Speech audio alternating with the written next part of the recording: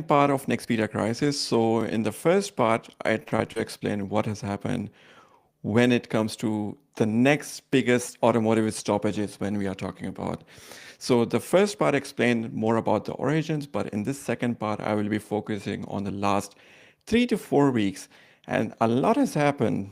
I'm talking about a trade deal between US and China. I'm talking about Netherlands or Europe basically taking a stance against China and then slightly backing off. But all in all, I'm talking about there are production stoppages. I'm talking about the suppliers that are not telling the government that they cannot let their employees work full time because of the chip shortages. So there's tons of information to unpack in this video. So let's dive right in. So I've prepared a slide deck to explain what I've done. So let me present the slide deck.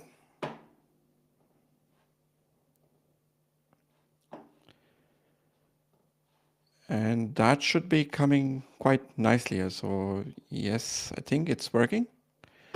Finally.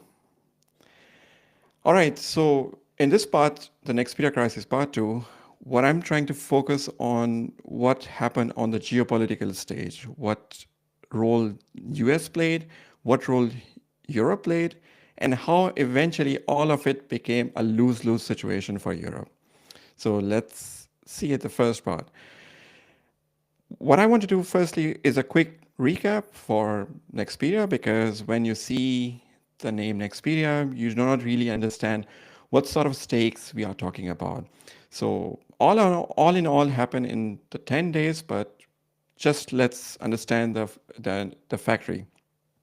The Nexperia is not just a name that popped up recently. So if you look at the history, so it's like 100 years old company. It started from the roots. It actually started from Philips. So they acquired two companies in 1920. Then they started manufacturing transistors over many decades. And by 2006, they had a division called Philips Semiconductor, and they spun it off as NXP Semiconductors. That was the first stage. The second stage was NXP had this division Nexperia until 2017. So by that time, Nexperia didn't really exist, but then they sold off the NXP, their standard product division, to Chinese investor in 2017. And by 2019, there was a takeover by a huge Chinese contract manufacturer, WingTech Technology. And by 2024, I'm talking about really big. So they were among the top 3 contract mobile phone manufacturers in China. So they had already produced Xiaomi, they had already produced phones for Huawei, also Apple, Samsung. So that's the scale I'm talking about. So this company took over Nexperia in 2019. They had around 80% of shares in it, as well as they paid around $3.6 billion. Why I'm just showing the WingTech technology? Because that's the root cause of all the problems that we're going to discuss in the coming part. So in 2020, right after the acquisition, the CEO was replaced by the CEO from WingTech Technologies. So essentially, he took over Nexperia CEO role as well. And in 2022, there were some filings in Washington, and they said they have to really control WingTech technology because it has around 30% of its share actually coming from Chinese state funds. That's the thing that we have to keep in mind when we are talking about Nexperia WingTech technology. Now let's look at the scale. So they have around 12,400 employees worldwide. So they have employees in Europe, Asia, as well as the United States. And in 2024, they made a revenue around $2.06 billion, or actually 2.06 billion euros. Nearly 48% of their revenue is actually generated in China. And once we look at their scale, how much they deliver every year, what are the chips? So we are talking about 110 billion chips annually. That's the amount we are talking what they are delivering in, basically they are able to produce. And 40%, I mean, this is their global market share in discrete transistors, diodes. So I'm not talking about semiconductor like really advanced chips. I'm talking about legacy semiconductors, in this case, the core plumbing. So if I have to really summarize what they are producing, so they are more like the plumbing of modern technology. They are diodes, transistors, MOSFETs. They are really small, cheap, indispensable components. Where they are present in the automotive supply chain, almost everywhere. Talk about ADAS, talk about radars, HVAC, lighting, ABS, airbags, battery management system, onboard chargers, DC-DC converters. So from ICE, so internal combustion engine vehicles, all the way up to electric vehicles, we will find Nexperia's components. So that's their presence. And then, now let's look at the vulnerability part, because 80% of their production is basically in China. So where they have the final assembly and where they are doing the packaging. So they have further, in total, they have around 6 production locations. 2 of them are in Europe, but they are producing the wafers. So they are producing in Manchester, UK, as well as in Hamburg in Germany.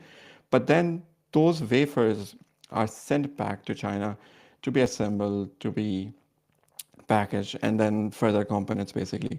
So this is the supply chain to understand how they are working. And I've taken some screenshot to show what components we are talking about. Just a hint over here will be, we are talking about majority of their components are below €1 or $1. So these are basically cents components.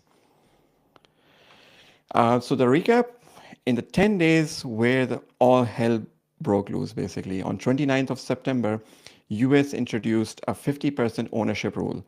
Just rewind back, I mentioned in 2022, so Washington was already looking into Wingtech Technology, the parent company of Nexperia.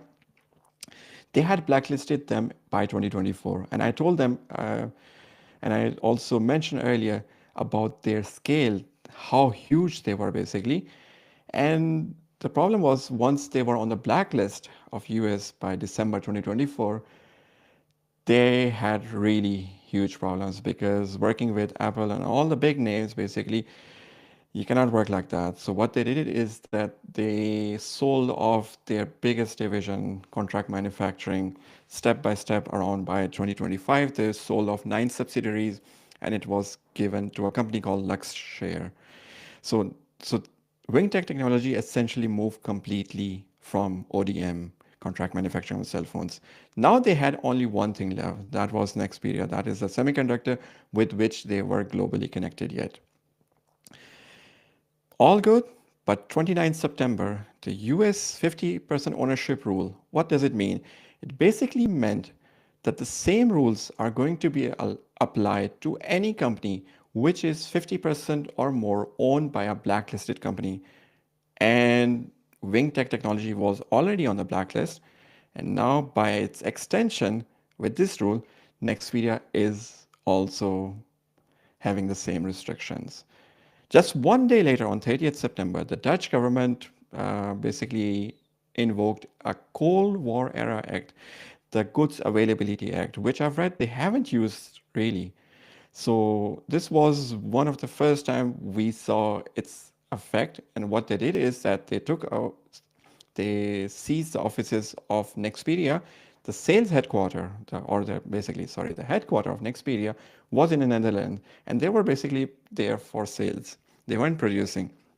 So they took over it, and they replaced the better word would be they seized the offices of Nexperia Netherlands. They replaced the CEO, and they put in an interim CEO. And that really spiraled out. So the idea was, they mentioned that they are not operating under US influence. They are just operating to protect the IP as well as economic security, because they could see there were some governance shortcomings. What were they? I will explain a bit later as well.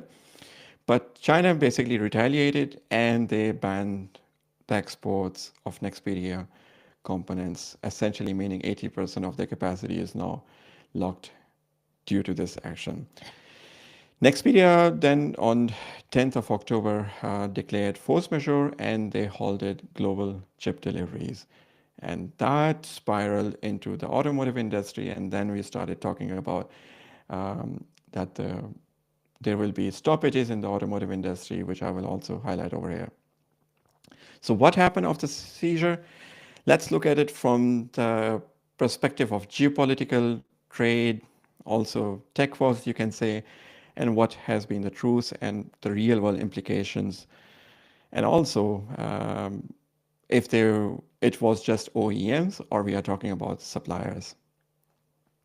So first part, the biggest thing what happened was the Trump-Xi deal. So I would say October and November, the last 3 weeks after my last deep dive on this topic, every day there have been so many new developments. Every 10 minutes, I'm not sure what's going to happen. There are so many things that are happening at the same time. So one of those, the summary I would say for the last 3 weeks would be that it was absolutely chaotic. So there was finally some signs of geopolitical de-escalation. So US and China basically struck a bilateral deal. And with that, China actually agreed to restore partial or actually chip flow, basically, or full chip flow.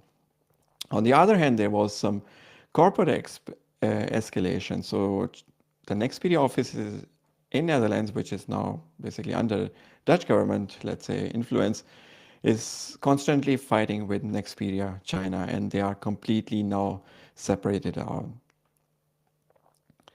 So let's first dive into the Trump-Xi trade.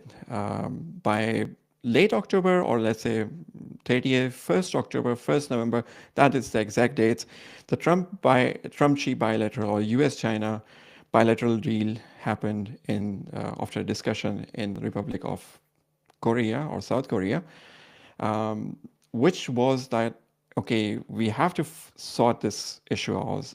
And by 1st of November, US suspended the 50% ownership rule for 1 year. And that was perhaps the rule that made the Dutch government trigger all that seizure and all that Cold War acts.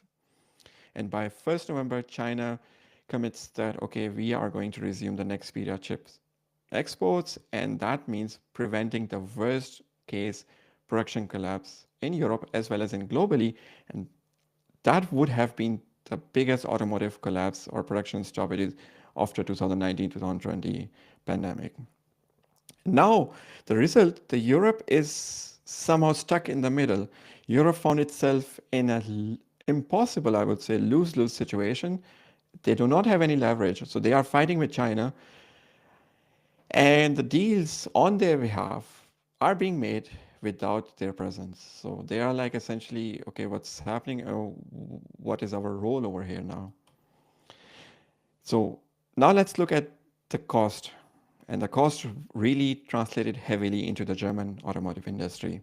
So when you think about an automotive industry in Europe, the first name that you always think about is Germany automotive industry. The second is Italy, and the third, I would say, is the France or the French automotive industry. So these are the three big industries that we talk about, or the three big countries with automotive presence in Europe. Netherlands isn't there at all. So if Netherlands is acting like that, so they are not going to suffer first in line. The first country, the real ones who are going to face the consequences of this export controls from China is going to be the German industry, and that's what exactly happened. I'm just summarizing over here the financial stakes. The cost per component for Nexperia components, majority of them I actually looked at their price list, everything. These things cost from $0.06 all the way up to $0.7. So that's lower than $1. So we are talking just cents prices. So they are cheap, really cheap, but indispensable components. And just by missing few of them, that could halt the production of 40,000 euros of cars. And that's what happened basically if we consider the example of Volkswagen Golf, because Volkswagen has been announcing that their Golf production is going to stop. So there were multiple reports where they said their Golf production is going to stop by 30th October. What does a Golf basically sell for in Germany? At least it starts from 30,000 euros, and with some modification, you can easily take up to 40,000 euros. Last year, they produced in Wolfsburg around 300,000. Golf. This year, the planning was reduced to 250,000 Golf per year, which means each day they are producing, if you're considering 5 working days, 1,000 cars per day. So they did not just say their Golf is going to be halted. They also said Tiguan. I do not have the number of Tiguan, but just to give one example from Golf, if every day they are not able to produce Golf, that means losing out on potentially 30 million euros of revenue each day. And that's the conservative number. I'm not talking about profit margin, I'm just talking about revenue, but that's their starting price. But if you have to add some features, the prices are always above than 30,000 euros. Now, let's look at the tier one suppliers or the suppliers. The first wave actually has started hitting the automotive suppliers, the biggest names actually. For example, Bosch has applied for Kurzarbeit in Germany, which means shorter working hours. So they will be saying, okay, we are not going to work 5 days, maybe 3 days or 4 days, or they are going to reduce the working hours. And they have to tell the government because they ask, at least in Germany, for subsidized support for it. So in Portugal, they have applied for this Kurzarbeit or reduced working hours for 2,500 of 3,000 employees. So that's happened in Portugal, but for their sites in Germany, Ansbach and also Salzgitter, so around 650 to 950 employees are reportedly going to face the Kurzarbeit situation from a total of 3,800 employees. So it's hitting real hard. And finally, 6 additional companies last week actually have filed for this Kurzarbeit, and they are just located in Baden-Württemberg. This is one state of Germany. So the effects are being felt in the automotive industry quite fast. And beyond Europe, yes, there was some news as well from Nissan Rogue. So there were some reports from Nissan Rogue that they are going to cut their SUV production. And from next week, there's a potential of that they are going to cut down 900 cars. So this was, let's say, the second stage. What I want to mention was now the crisis is so deepened actually because US and China are making the deals, but Europe or Netherlands particularly is fighting with its teeth basically with China. And this is one of the examples, and that I would like to go in depth over here. So Nexperia China is now working sort of independently of the Dutch headquarters. So in the previous line of commands, basically, they were dictating the terms and conditions, but after this crisis, Nexperia China stopped making payments to the Dutch headquarters. And the Dutch headquarters, in return, on 29th of October, they said, okay, we are going to suspend the wafers. We are not going to send them anymore from Hamburg or from Manchester. We are going to retain the control. But now, and this is sort of like the lowest point in this situation, because on the 5th of November, so there was an official press release from Nexperia BV from the Dutch headquarters. So they said that they cannot guarantee the authenticity, IP, technology, or quality standards for the products that are being shipped out of China as of 13th October. And second thing what they mentioned was they are accusing China, Nexperia China, of misappropriating corporate seal and directing customer payments to unauthorized accounts. So they are now asking the legitimacy of their own products, of their brands from Nexperia China. So that was the lowest point.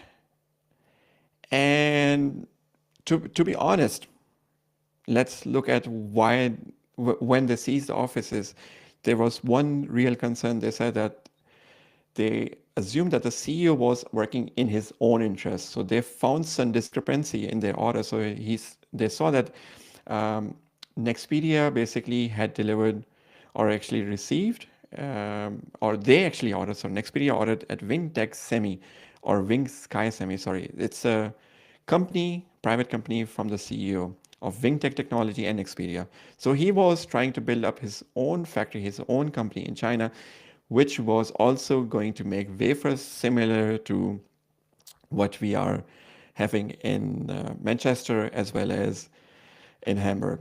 So the Dutch accuse that he is transferring the IP and he is ordering a lot of stock, or basically Nexperia is ordering a lot of purchase orders to this company, 𝐭𝐚𝐫𝐽, and they had numbers they shared was around 200 million euros of orders were placed for essentially what the order should have been only 80 million euros. And they said that it was like a scrap order, so Nexperia is going to purchase and then scrap it, but it will help keep the 𝐭𝐚𝐲𝐬 company, the CEO daughter company, let's say, keep afloat because it was having financial difficulties. Now the situation is that they are not getting wafers anymore from Nexperia headquarters, but they are getting it from their local 𝐭𝐚𝐲𝐬. So this is, let's say, the reported news.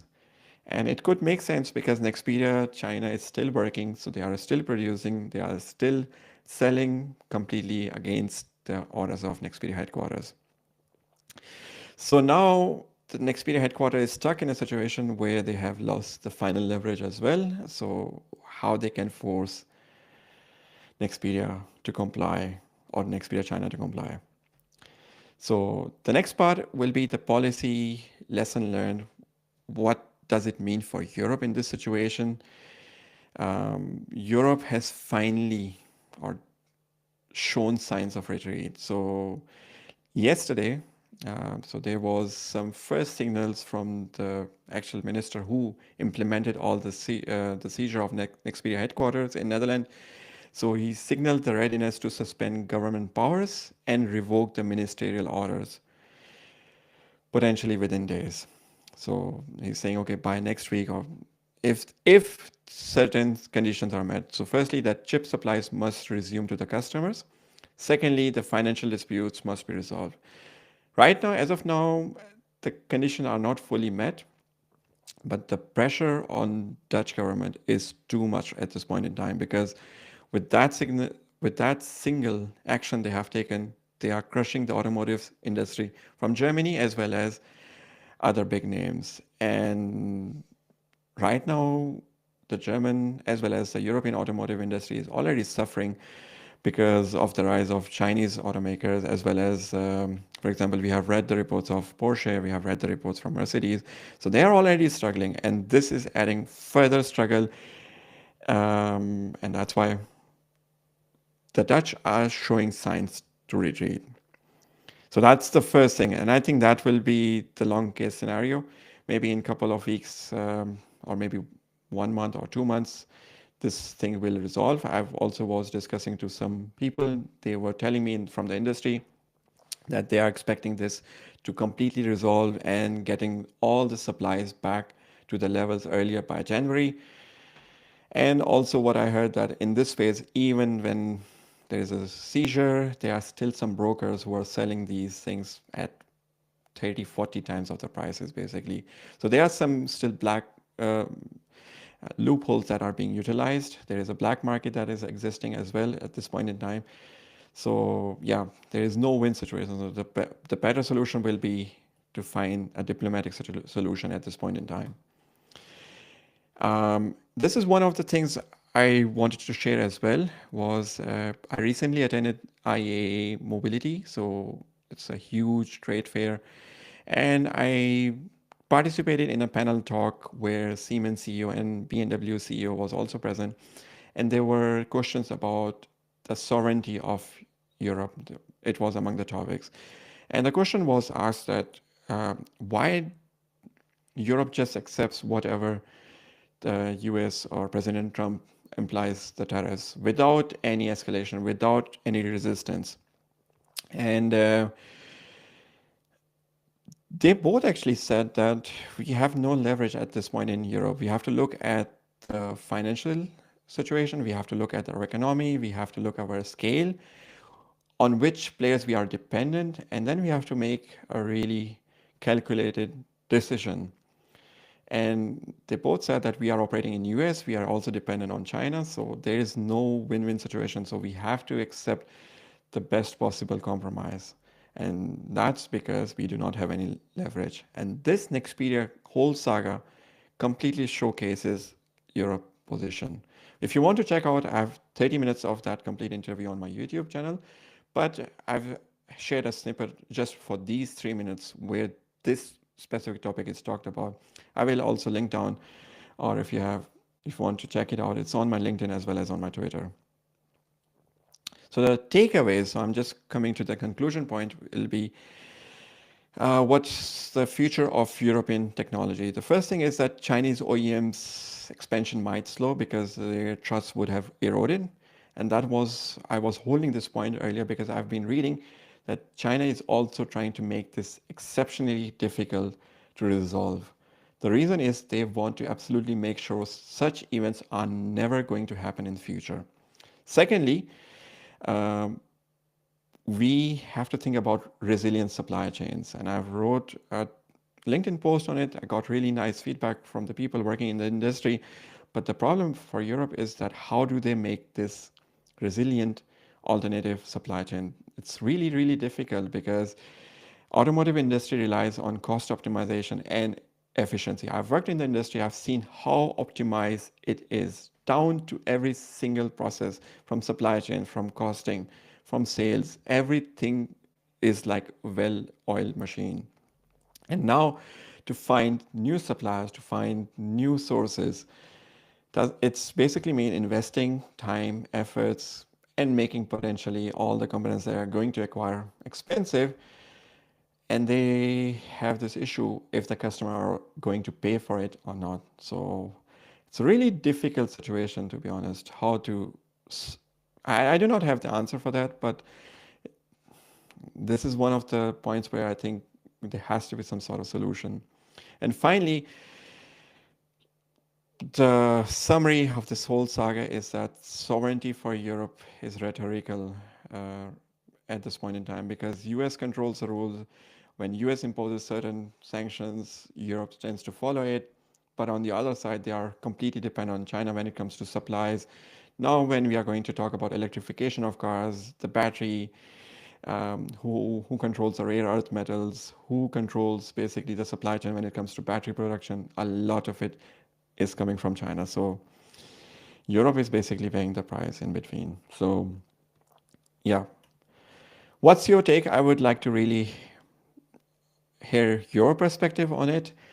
And I've written extensive articles on it. So these are screenshots on my website, basically. The first part and the second part. The first part I've already covered, but I'm really interested in hearing your perspective. And finally, thank you so much if you stuck to this point. I really appreciate your concentration. I really appreciate I would really appreciate actually your feedback if you think I could improve what I'm delivering over here. As I mentioned, this was my second live stream. I'm not perfect at it, but I really want to improve, and that I can do with your feedback. And final words would be just kindly subscribe to my newsletter at etechvolution.com. This really helps me going because I know I have people who really are interested in the deep dives I invest a lot of time in making. And also not just that, my proposition to you that you will remain always up to date with e-mobility and automotive sector news, trends, strategies, what's happening. And it's going to save you a lot of time because you do not have to spend time looking and reading on a lot of sources. So, and finally, if you're interested in e-mobility, I will be organizing my first ever webinar, which will be on EV charging infrastructure of Germany. If you're interested in it, email me at hasib@etechvolution.com or just write me a DM if you're on LinkedIn or Twitter.